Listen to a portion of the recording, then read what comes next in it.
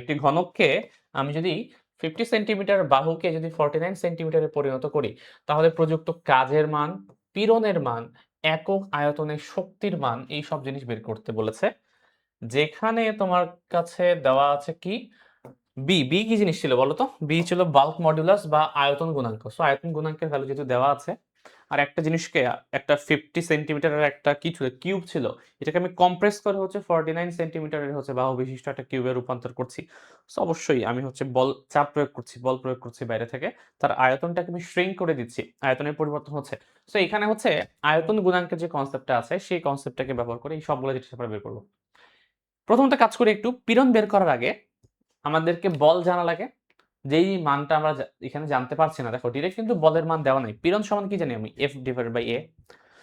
এ না হয় তুমি সামহাউ বের করতে পারলা, বাট এফটা তুমি বের করতে পারছো না, কারণ ডিরেক্ট দেওয়া নাই। তো সমস্যাটা যেহেতু এটা দেওয়া নাই, বলটা দেওয়া নাই, তো আমাকে অন্যভাবে একটু কল্পনা করতে হবে। পীড়ন বের না করে আমি একটা কাজ করি, আমি বিকৃতির মানটা প্রথমে একটু বের করি। বিকৃতি কিভাবে বের করা যায়? আয়তন গুণাঙ্কের ক্ষেত্রে আমরা জানি যে বিকৃতি সমান change in volume divided by initial volume. ঠিক আছে? এরকম কতটুকু ভলিউম চেঞ্জ হলো, আয়তন পরিবর্তন হলো, এবং ইনিশিয়ালি কতটুকু ছিল তাকে ভাগ করলেই কিন্তু আরেকটি বিকৃতি পেয়ে যাও। তাহলে সেটাই আমরা করব। দেখো, যেহেতু ঘনকের আমি আয়তনের পরিবর্তন কিভাবে বের করব, একটা ঘনকের আয়তনের ইকুয়েশনটা কি? ইকুয়েশনটা হচ্ছে তোমার বাহুকে কিউব করতে হয়। তাহলে বাহু কত? বাহু হচ্ছে 50 ছিল আগে, তাহলে 50 কিউব এটা হচ্ছে আদি আয়তন, 49 কিউব এটা পরের আয়তন। এই ডিফারেন্সটাই হচ্ছে ডেল্টা ভি ডিভাইডেড বাই হচ্ছে আগের আয়তন, অর্থাৎ 50 কিউব। বোঝা যাচ্ছে? তো এখান থেকে তুমি প্রথমত কিন্তু বিকৃতির ভ্যালুটা বের করতে পারবা, যেই ভ্যালুটা আসবে। ক্যালকুলেটর করে ফেলি।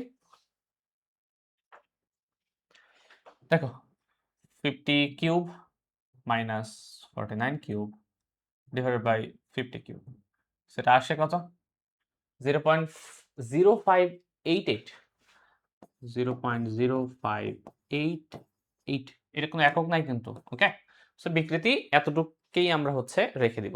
এখন দেখো, এই যে আমার মানটা আসলো বিকৃতির, এখান থেকে কিভাবে আমি পীড়নে যেতে পারবো? পীড়নটা আগে বের করাটা ইজিয়ার, বাকিটা হচ্ছে পরে বের করি আমরা। এখন দেখো, পীড়ন বের করার জন্য আমরা একটা ইকুয়েশন তো জানি, সেটা হচ্ছে বাল্ক মডুলাস সমান হচ্ছে আয়তন পীড়ন,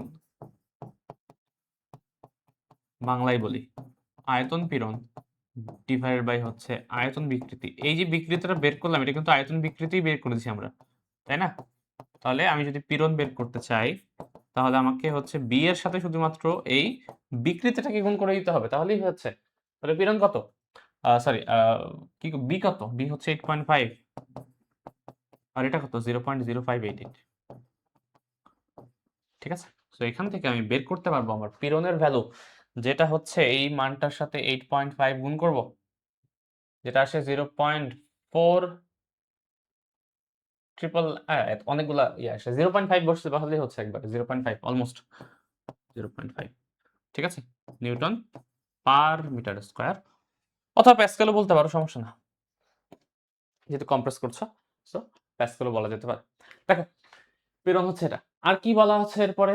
এরপরে বলা আছে হচ্ছে প্রযুক্ত কাজ কত, একক আয়তনে সঞ্চিত শক্তি কত। একক আয়তনে সঞ্চিত শক্তিটা বের করাটা ইজিয়ার এরপরে মনে হয়। সেটা কিভাবে বের করবো দেখো তো? আমরা জানি হচ্ছে একক আয়তনে সঞ্চিত শক্তি হচ্ছে হাফ ইনটু পীড়ন ইনটু বিকৃতি। মনে আছে? এটা কিন্তু সবার জন্য সত্য, এমন না শুধুমাত্র দৈর্ঘ্য পীড়নের জন্য এই সূত্রটা প্রযোজ্য না, এটা সবার জন্য তুমি ইউজ করতে পারবে।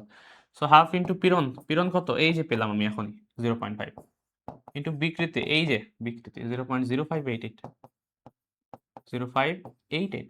সো আমি ক্যালকুলেট করব, শুধু এই ক্যালকুলেশনটাই করব।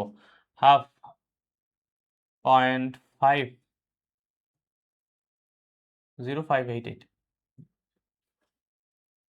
0.0147, 0.0147 একক আয়তন যেহেতু, তাহলে জুল পার মিটার কিউব আসবে আনসার। ঠিক আছে? এই যে 0.0147, এটা কিন্তু আনসার।